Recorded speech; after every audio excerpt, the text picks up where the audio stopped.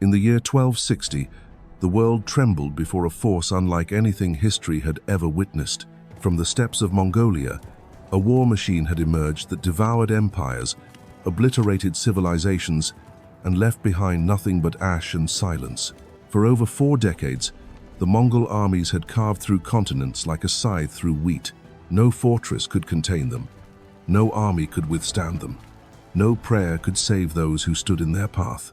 But on a scorching September day near a spring called Ain Jalut, the unstoppable would meet the immovable.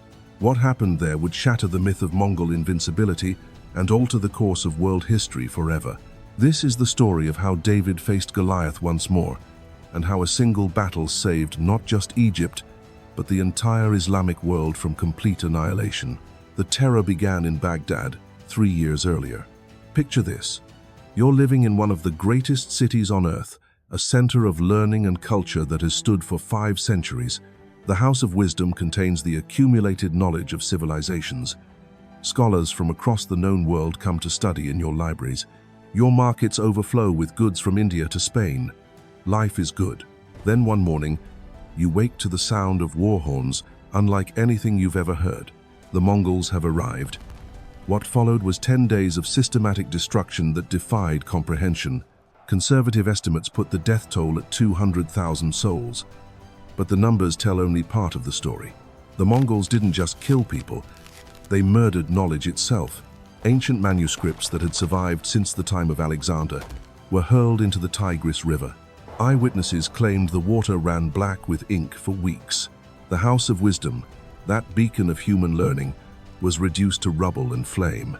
This wasn't warfare as the medieval world understood it. This was the methodical erasure of civilization. The architect of this devastation was Hulagu Khan, grandson of Genghis Khan and brother to the great Khan Möngke.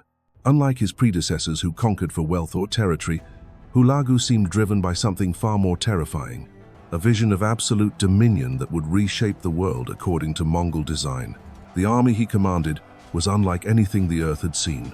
By order of the great Khan himself, 2/10 of the entire Mongol Empire's fighting force had been assembled for this Western campaign. Think about that for a moment. The largest empire in human history had gathered 1/5 of its military might into a single, unstoppable fist. This wasn't just cavalry charging across open plains. Hulagu's force included 1,000 squads of Chinese siege engineers, experts who could reduce any fortress to rubble, catapults that could hurl stones the size of wine barrels, mangonels that could punch holes through walls 10 feet thick, and behind these engines of war marched warriors from every corner of the known world. Mongol heavy cavalry and lacquered armor, Turkish horse archers who could put arrows through mail at 200 paces, Georgian knights fighting alongside their conquerors, even Frankish crusaders who had thrown in their lot with the Mongols. The organizational genius behind this force was as terrifying as its size. While European armies were loose collections of feudal levies, the Mongols operated with decimal precision. Units of 10, 100, 1,000, and 10,000 moved with clockwork coordination. When a Mongol general gave an order, it rippled through the ranks with mathematical certainty. Resistance was not just futile. It was literally impossible to organize against such overwhelming discipline. After Baghdad fell, the dominoes began to topple with sickening speed. Damascus, the pearl of Syria, surrendered without a fight rather than face Baghdad's fate. Aleppo opened its gates. One by one, the great cities of the Islamic world bowed before the Mongol war machine. Those who resisted were obliterated so thoroughly that grass grew over their ruins. Those who surrendered survived, but as vassals to a power that stretched from Korea to the Mediterranean. By 1260, Hulagu's banners flew from the walls of every major city in Syria. His scouts probed south toward Egypt, the last independent Muslim power in the region. In Cairo, Sultan Qutuz received reports that made his blood run cold. The Mongols were coming for him next, and based on every precedent, his beautiful capital would soon join Baghdad in ashes. But then something extraordinary happened, something that would change everything. Hulagu Khan made a mistake. In late 1259, word reached Syria that great Khan Möngke had died in distant China. The death of the supreme ruler triggered a succession crisis that demanded the presence of every major Mongol leader. Hulagu faced an impossible choice. He could remain in Syria and risk losing his claim to power in the imperial succession, or he could abandon his conquest at the moment of triumph to play politics in Karakorum. Politics won. Hulagu departed Syria with the bulk of his massive army, leaving behind only a single tumen under his general Kitbuqa. 10,000 men to hold conquests that had required 200,000 to achieve. For the first time in decades, the Mongol war machine had exposed a weakness. In Cairo, Sultan Qutuz recognized the opportunity that fortune had placed before him. Here was a man who understood that some moments in history arrive only once, and that hesitation means extinction. When Hulagu's envoys arrived demanding Egypt's surrender, Qutuz gave them his answer. He had their heads mounted on the gates of Cairo for all to see. The message was clear. Egypt would not bow. Egypt would fight. But fighting the Mongols required more than courage. It demanded soldiers who could match their legendary skill. Fortunately for the Islamic world, Egypt possessed something unique: the Mamluks. These weren't ordinary warriors. The Mamluks were slave soldiers, purchased as boys and trained from childhood in the arts of war. 4 disciplines defined their education: horsemanship that let them control their mounts with knee pressure alone, archery that could thread a needle at full gallop, lance work that could punch through mail and bone, swordplay so refined that master swordsmen practiced by striking a dummy target 1,000 times in succession. When a Mamluk warrior reached maturity, he was no longer a slave but a member of an elite military caste. These men lived for battle. They knew no trade but war, no loyalty but to their brotherhood, no fear of death if it came with honor. In Europe, knights trained for warfare between harvests. Mamluks trained for warfare between battles. 20,000 of these warrior monks now marched north from Cairo under Qutuz's banner. At their head rode Baibars, a general who knew the terrain of northern Palestine like a lover knows their beloved's face. Years earlier, as a fugitive hiding in these very hills, Baibars had memorized every wadi, every ridge, every hidden path. Now that intimate knowledge would serve a greater purpose. As the two armies converged on a place called Ain Jalut, the Goliath Spring, neither side could know they were about to witness history's pivot point.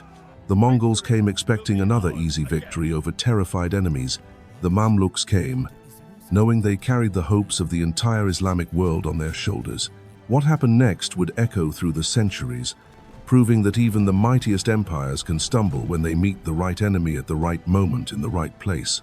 The dawn of September 3rd, 1260, broke over the Jezreel valley with an ominous stillness. The air hung heavy with the promise of violence, and both armies could feel the weight of destiny pressing down upon them like a stone. This was no ordinary battlefield. This was the place where legends would be born and empires would bleed. Kitbuqa's Mongol force moved with their characteristic precision, 10,000 horsemen flowing across the landscape like a river of steel and death. These weren't the raw recruits of lesser armies. These were the inheritors of Genghis Khan's legacy, warriors who had learned their craft in the conquest of nations. Their horses, though smaller than the Mamluk war horses, possessed an endurance forged on the endless steppes. Their composite bows could loose arrows with deadly accuracy while riding at full gallop. Their discipline was absolute. But something was different here. For the first time in their western campaign, the Mongols weren't facing terrified city dwellers or feudal levies. Across the valley, the Mamluks sat their heavy war horses in perfect formation, their armor gleaming in the morning sunday. These weren't men hoping to survive. These were men who had trained their entire lives for precisely this moment. Baibars understood what many generals never grasp. Battles aren't won by the strongest army or the largest force. They're won by the commander who best understands the ground beneath his feet and the enemy before his eyes. The terrain around Ain Jalut was perfect for what he had in mind. Rolling hills provided concealment. Rocky ground would slow cavalry charges, and the positioning he'd chosen would force the Mongols to fight with the rising sun in their eyes. The battle began with a deception so audacious it would have impressed Sun Tzu himself. Baibars took a small force forward, perhaps 1,000 men, and began what appeared to be harassment attacks. His riders would charge toward the Mongol line, loose their arrows, then wheel away in apparent disorder. Again and again they repeated this pattern, each time seeming more desperate, more disorganized. To Kitbuqa, watching from his command position, the display confirmed everything he knew about his enemies. These Muslims might be brave, but they lacked the discipline for real warfare. Their attacks were poorly coordinated. Their retreats looked like routs. After hours of these pinprick assaults, the Mongol general had seen enough. When Baibars' latest charge dissolved into what looked like panicked flight, Kitbuqa made his decision. The Mongol pursuit began with thunderous precision. 10,000 horses surged forward in pursuit of what appeared to be a broken enemy. The ground shook beneath their hooves, the air filled with their battle cries. This was the moment they lived for, the final charge that would add another victory to their endless string of conquests. But as they crested the hills in pursuit of Baibars' fleeing force, the Mongols discovered they had ridden into the jaws of hell itself. From concealed positions in the rocky terrain, the main Mamluk army erupted like a volcano. 15,000 heavy cavalry, their lances leveled, their battle cries shaking the heavens, smashed into the Mongol flanks with devastating force. The impact was catastrophic. Horses screamed and fell. Men tumbled from their saddles into the crushing press of bodies. The famous Mongol discipline shattered under the weight of perfectly executed ambush tactics. But the Mamluks had one more surprise waiting in their arsenal. As the melee reached its peak, strange thunder began to echo across the battlefield. Not the thunder of hooves or the clash of weapons, but something new and terrifying. From the Mamluk ranks came flashes of fire and clouds of acrid smoke. The Mamluks were deploying hand cannons, crude firearms they called midfa, for perhaps the first time in military history. These early guns weren't particularly deadly as weapons. Their range was short, their accuracy poor, their rate of fire abysmal, but their psychological impact was devastating. The Mongol horses, trained to ignore the clash of swords and the whistle of arrows, had never encountered anything like the deafening roar and sulfurous stench of gunpowder weapons. Panic spread through their ranks like wildfire. In the crushing press of combat, the Mamluks' superior armor and weapons began to tell. Their heavy lances punched through Mongol mail. Their curved sabers, forged by Damascus smiths, carved through leather and bone. Their war horses, bred for power rather than endurance, trampled their lighter opponents into the bloody earth. Kitbuqa, realizing his force was trapped and dying, made the choice of a true warrior. Rather than flee and live with shame, he spurred his horse toward the thickest fighting. The Mongol general died as he had lived, with a weapon in his hand and defiance on his lips. Some accounts say he fell in the melee. Others claim he was captured and executed after declaring that Hulagu would return to avenge this defeat. Either way, his death marked the end of an era. The rout that followed was complete and merciless. The survivors of Kitbuqa's army fled toward the town of Beisan, 8 miles away, with the Mamluks in hot pursuit. There they turned to make another stand, perhaps hoping that desperation would restore their legendary fighting spirit. It didn't matter. The myth of Mongol invincibility had been shattered on the rocks of Ain Jalut, and no amount of courage could put it back together. The slaughter at Beisan was even more complete than the main battle. Mongol warriors who had terrorized the world from China to Poland died in a foreign valley, far from the steppes that had birthed their empire. Their bodies littered the ground like broken dolls, testament to what happened when the unstoppable finally met something that refused to move. As the sun set on September 3rd, the impossible had become reality. The Mongol war machine lay in ruins. The survivors scattered like leaves before a storm, carrying with them news that would shake the foundations of the known world. For the first time in over 40 years, the sons of Genghis Khan had tasted defeat. But the true magnitude of what had happened at Ain Jalut wouldn't become clear until the days and weeks that followed. Within 5 days, Damascus had fallen back into Muslim hands. Within a month, Aleppo followed. The great Mongol expansion westward, which had seemed as inevitable as the sunrise, ground to a permanent halt at the borders of Egypt. The battle's impact rippled outward, like waves from a stone dropped in still water. In Europe, where kings had trembled at reports of Mongol advances, there was cautious celebration.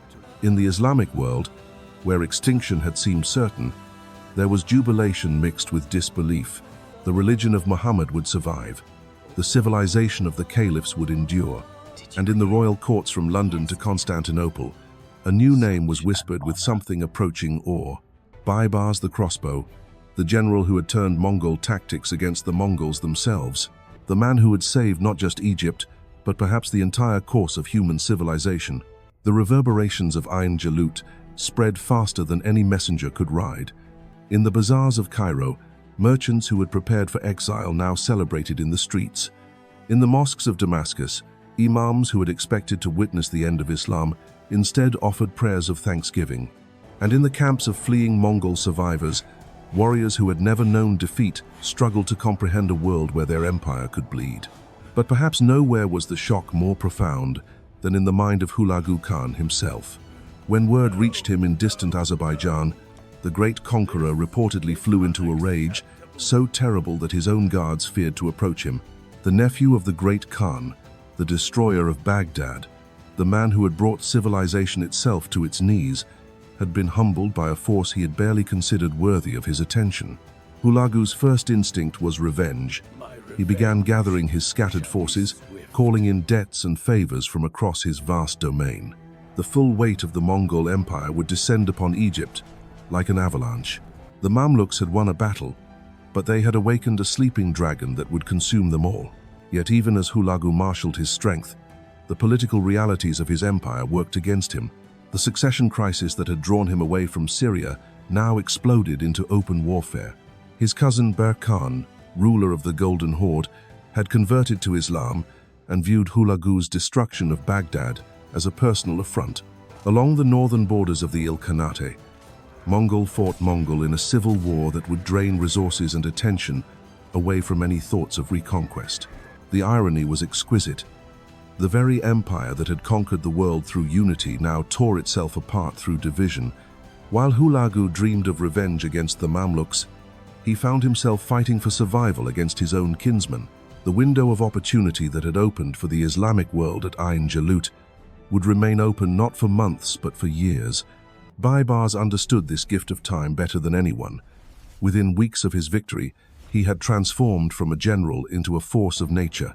His armies swept through Syria like wildfire, reclaiming fortress after fortress that had fallen to Mongol rule. But his genius lay not just in tactics, but in psychology. He understood that fear had been the Mongols' greatest weapon, and now he would turn that weapon against them. Every Mongol garrison that surrendered was treated with calculated mercy. Every one that resisted was obliterated so completely that stories of their fate spread terror through the remaining strongholds. The message was clear. The age of Mongol invincibility was over. A new power had risen in the east, and it showed no mercy to those who stood in its way. The transformation was remarkable to witness. Cities that had cowered before Mongol banners now threw open their gates to Mamluk forces. Populations that had accepted subjugation as inevitable now rose in rebellion against their occupiers. The psychological earthquake that began at Ain Jalut rippled outward until it reached the very foundations of Mongol power in the region. In the Christian kingdoms of Europe, the news of Mongol defeat was received with a mixture of relief and opportunity. For decades, European rulers had lived under the shadow of Eastern conquest. The destruction of Kiev, the devastation of Poland, the narrow escape of Western Europe during the Mongol withdrawal after Ögedei Khan's death, all of these memories haunted the nightmares of kings and emperors. Now, suddenly, the monster seemed mortal. Diplomatic envoys began flowing between European courts and Cairo.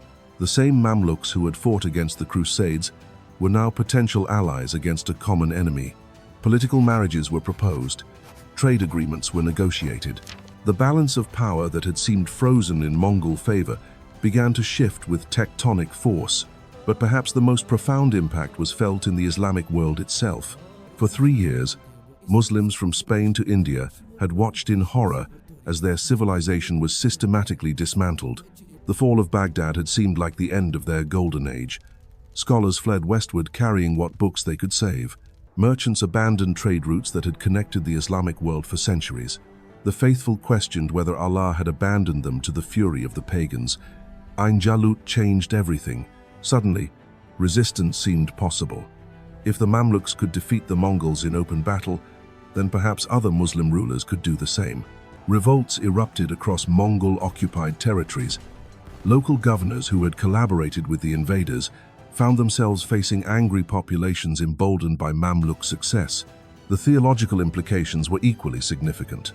Islamic scholars who had struggled to explain how God could permit such devastation to befall the faithful now found new purpose in proclaiming Ain Jalut as divine intervention. The battle became not just a military victory, but a religious awakening that reinvigorated Islamic identity across the known world. In the years that followed, this religious fervor would fuel a remarkable cultural renaissance. The Mamluk Sultanate became a magnet for Islamic scholarship, attracting refugees from Mongol-destroyed cities who brought with them the accumulated wisdom of centuries. Cairo replaced Baghdad as the intellectual center of the Islamic world, its libraries and universities growing fat with manuscripts saved from the flames of conquest. The military innovations displayed at Ain Jalut also began to spread and evolve. The hand cannons that had terrified Mongol horses were refined and improved. Within decades, gunpowder weapons would appear on battlefields from Andalusia to the Caucasus, fundamentally altering the nature of medieval warfare. The Mamluks had not just defeated the Mongols, they had ushered in a new age of military technology. Yet for all its historical significance, Ain Jalut remained incomplete as a victory. The Mongol Empire still controlled vast territories from Iran to China. Hulagu still commanded enormous armies, even if he couldn't deploy them against Egypt. The war was far from over. It had simply entered a new phase where the initiative had shifted to the Islamic world. This reality was not lost on the Mamluk leadership. Sultan Qutuz, who had shown such courage in confronting the Mongol threat, would not live to see the full fruits of his victory. Within months of Ain Jalut, he was assassinated by his own commanders in a palace coup that brought Baibars to power. The general who had masterminded the defeat of the Mongols now became the sultan who would have to defend that victory against inevitable counterattack. Under Baibars' rule, the Mamluk Sultanate transformed from a regional power into a major player on the world stage. His intelligence networks rivaled those of the Mongols themselves.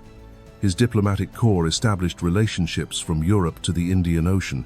His military machine, tempered by victory at Ain Jalut, became the most feared force in the eastern Mediterranean. The ripple effects continued to spread outward like circles on a pond. In distant Mongolia, where the Great Khan held court, the defeat at Ain Jalut forced a fundamental reassessment of imperial strategy. The age of unlimited expansion was over. The Mongols would have to learn to coexist with powers they could not easily conquer, a lesson that would reshape their approach to governance and diplomacy for generations. The psychological impact on individual Mongol warriors was equally profound.